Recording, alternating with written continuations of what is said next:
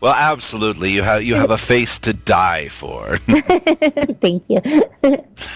And since we're on a roll with Up and Coming, you've got something else as well. Very busy lady. Yes, recently a director from London named Joe Wheeler flew in, and he's shooting a horror movie called Jengo Hooper. Jengo is kind of along the lines of the Texas Chainsaw Massacre, but just more psycho, more in your face, more blood, more gore. And it's being shot both in LA and London. It'll have its premiere first in London, I'd say probably around the late summer, with again coming out to LA in the fall and doing a release here, then onto Netflix. Terrific. And we of course loathe the more gore and stuff, but what was it working with Joe as opposed to a director that you've worked with many times? At first I was nervous because I didn't know what to expect. With Chris, I know what to expect. This is what we do. So we ended up really just getting along very well, going out to the desert, shooting these twisted, sick scenes where literally ripping guts and heads off of people. And Joe turned up to be one of my new, really close friends, and I just absolutely love him. I believe in his art. I think he is an amazing director, an amazing filmmaker. It's been my pleasure to work with him. And when he comes back out again, I look forward to doing the same, shooting another movie, and we're going to do a psychedelic psycho circus, which is going to be a whole stage show presentation with a DJ and models hanging upside down, cut up, and everything else. It's going to be really fun. Well, sounds perfect to me.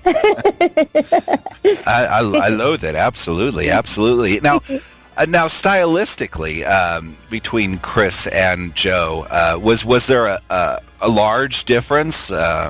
Or were they fairly similar in their horrorness? In some ways they were the same, but in other ways they were different. With Chris, I know Chris's style. I know what to expect, like I said. So I know how many times we're going to redo the shot. I know if I feel like I didn't get it or if something wasn't correct, we're going to do it again and again and again. Joe's film's a little bit different. He knows in his mind also what's going on and what he wants to see, and doesn't, I guess, makes it more like this is the way it is and that's how it's going to go, and don't worry. Especially with the super duper hard action shots when we're running and chasing and screaming, you don't get many chances to do a lot of takes when you're covered in blood. There's no shower out in the desert or out in the on a location shoot, so you work with what you got.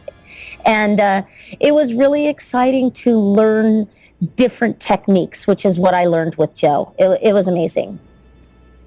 Well, absolutely, and I'm sure just having the different experiences is a blast. Yeah, totally. Now, for you personally, are you a fan of being covered in gore and doing the action, or are you someone who's more into those psychological aspects of a performance? I love the gore and the action. Like, I love to be chased down and cut up and slashed to pieces and left half running and somehow survive it all and come out on the other side with the audience loving it. It's just amazing to me. It's so much fun. I wouldn't trade it. Well, absolutely. And just sounds like a killer time. Now, is there a special horror film that holds a place in the cockles of your heart? Yes, there's one that's from the 70s. It's very old. It's called Burnt Offerings. Not many people have heard of it, but I believe it was a Grindhouse or Midnight movie. And I just remember a coffin being pushed out of an attic at the end, and it was just the most scariest thing. That movie was so twisted and psychological and just going all around. It was unbelievable to me. It really got me started in wanting to do horror as a young child. Well, absolutely a killer flick, one of my favorites as well. And you mentioned Hitchcock earlier as well, which is yes, one of the people responsible for getting me into this whole bag. Oh, he's so amazing. Every movie, just, oh my God. And then I catch the TV show, I believe sometimes it's on Hulu late at night. I catch that, and it still holds every ounce of suspense that it's stood the test of time. It truly has. His work is actually timeless. Watching the birds, which is my favorite today, is I love that. just as terrifying as it was years ago. I'm still afraid of birds all gathered together when you see them sitting out. I'm like, no.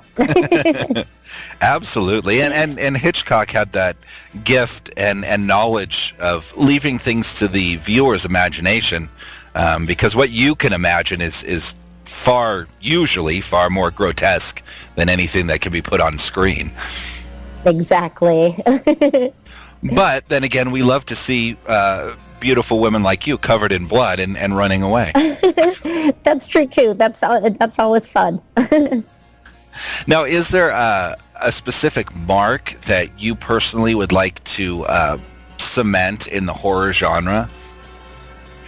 I just want our films to be cult classics. I want people to come to the midnight show. I want that audience that really knows about scary horror filmmaking. To me, that's my people. That's my thing.